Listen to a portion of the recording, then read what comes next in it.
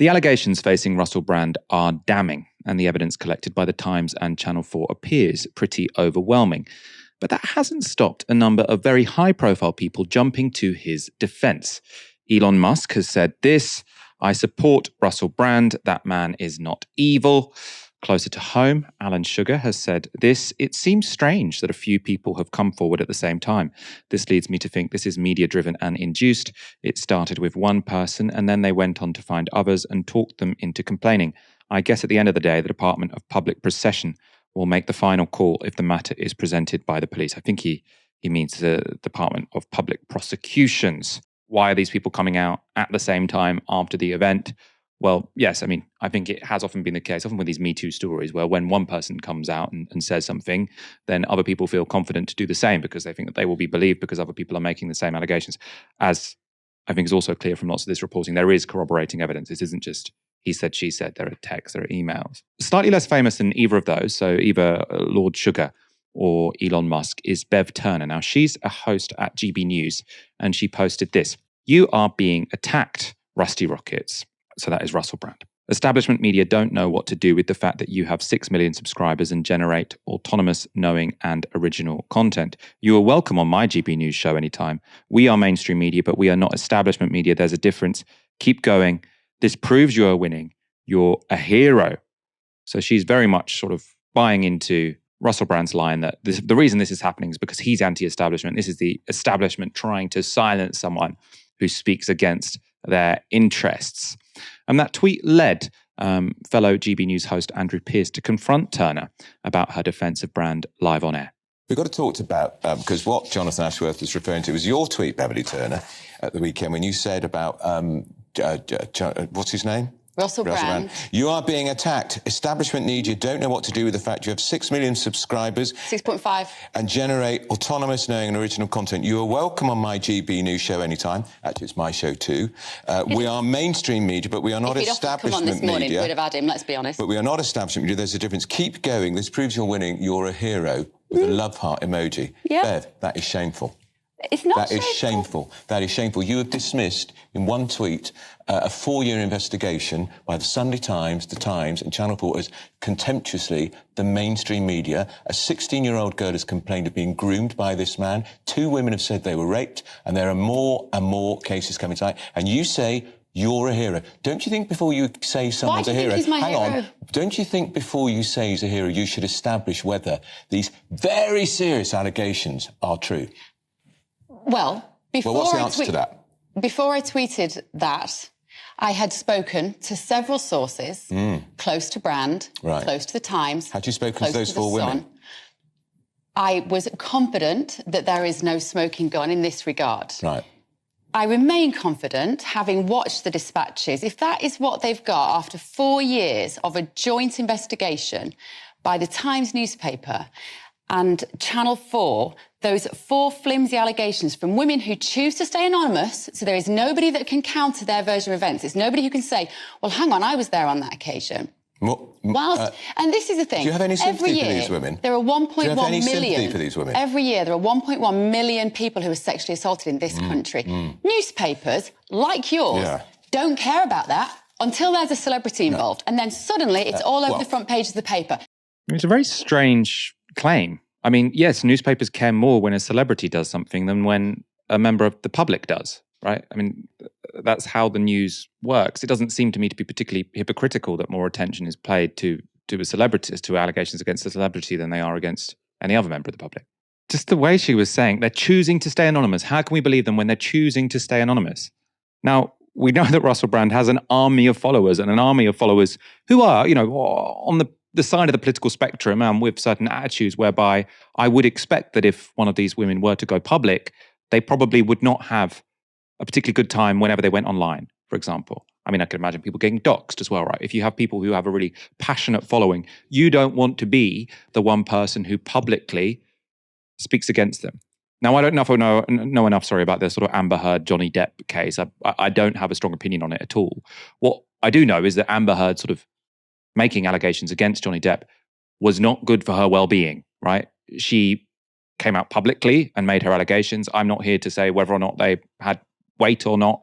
I know that in a sort of court of law, Johnny Depp won certain claims, but she was, subjected to a lot of harassment. And so I would not, if I was a woman who had been through one of these experiences, I would definitely not go public with my face and name making allegations against someone who was incredibly powerful and successful. Now, as I say, these are not anonymous to everyone, right? These are not just random people on the internet. The journalists involved will know who they are. The lawyers will know who they are. So, yeah, I think that was pretty dishonest there. Let's go to more of that exchange. On the question of whether Turner has any sympathy for the women in the report, she said this. Of course, everybody has the right to not be sexually assaulted. Anybody who has been sexually assaulted, my heart goes out to them. This happens every single day. There's not a scintilla of sympathy in this statement on Twitter for these 4 women who I would argue none of them know each other.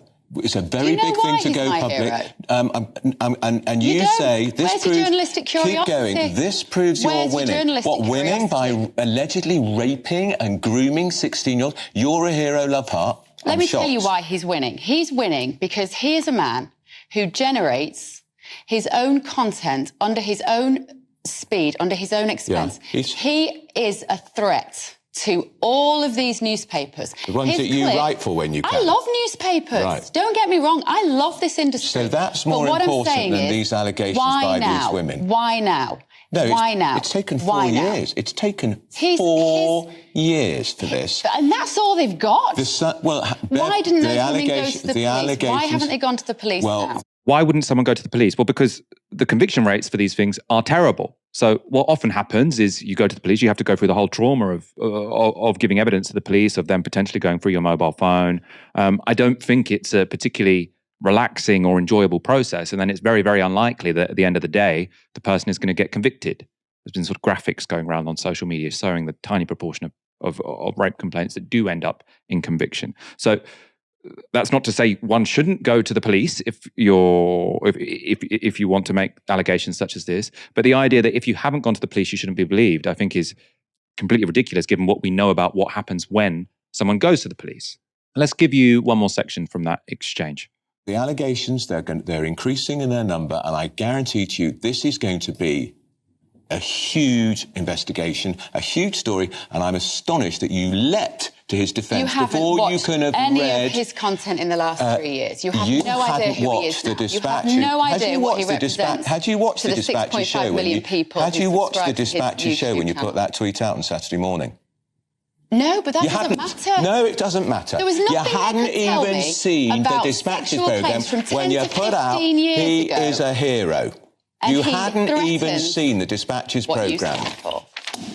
He would not have what do you make gained of that? the popularity As a woman, knowing that how difficult it is in this country. If all of the mainstream media hadn't been singing from one non-scientific hymn sheet for the last 3 years, women. Shame on you. Then he wouldn't have the hero. Shame on you for attacking these women. You've created that hero. Shame on you for attacking these women. Because all these people, all these newspapers that gave one side of the pandemic, he was a lone It's now about voice. COVID again. Beverly Turner's other big hobby horse. She can't get through an hour without going on about COVID. This is not about COVID. This is about serious allegations about a public figure who has been accused by 4 women of two of rape, one of grooming a 16-year-old, and you're banging on about COVID. He talks about the thing that matters. You're obsessed. I'm telling you that the reason he is a hero to millions of people, millions who will be watching this channel, is because of his position on politics in the last 3 years. He used to be a left-winger. He now gets written off as a right-winger. That's why people like Jonathan Ashford don't know what to say. Because when he was the left-wing darling, everybody loved him. Now that he's interviewing people like Tucker Carlson and interviewing Ron DeSantis, the press hate him. They've turned against him because of his position. You're talking about the issues, are you? Now, Ash, I want to get your take on that because, I think Beverly Turner did seem a bit out of her depth there. At the same time, I don't think she's expressing an opinion which is, that far off what lots of members of the public will think. There is a lot of suspicion out there, as we keep saying, understandably, of the mainstream media and their agenda.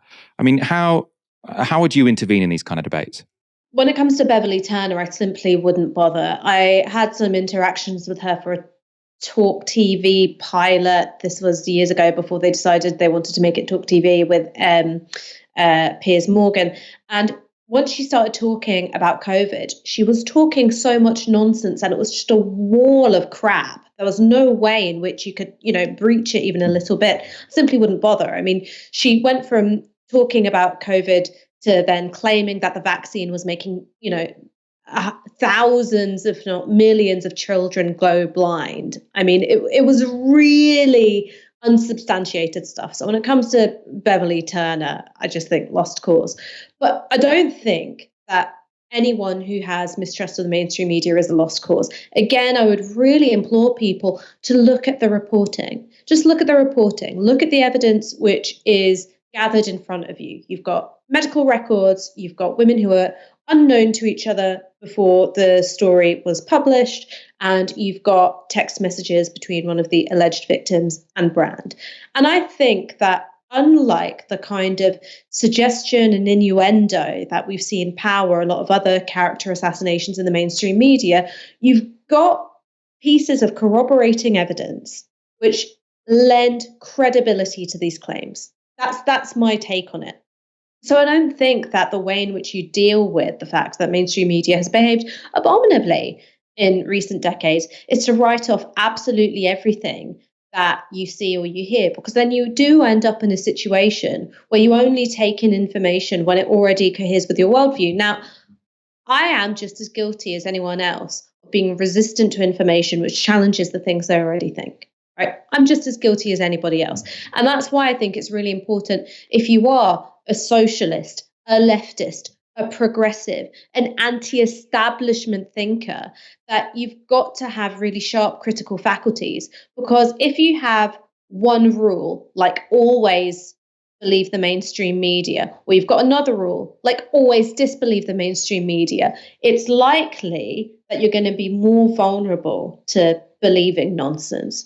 You've got to do something that's really hard, which is read critically, read skeptically, and strip away the editorializing and look at the bare bones of what a story has. And this is the big difference between the Russell Brand story and the Hugh Edwards story. The Hugh Edwards story, you had the young person at the center of it, nowhere to be seen in the initial news story. You just had reports from parents. And then you had a story which was changing and being watered down with each subsequent day of coverage by The Sun, until you get to the point where you're having The Sun and the parents who'd first gone to The Sun admit that the police said that no criminal activity had taken place. Now, that was a complete 180 from what was originally alleged in the first story. It then also emerged that the young person at the center of the story had said to The Sun on the record that nothing criminal had occurred. This young person disputed their parents' version of events. Now, that's very, very different from what we're seeing with the Russell Brand story. What we're seeing is multiple accusers who don't know each other, and we're seeing corroborating evidence as well. That is the difference. And you've got to get good at reading the news like this. There's no simple way to do it. Sometimes you'll get things wrong as well. God knows I do. But you've got to get used to reading the news skeptically without dismissing everything out of hand.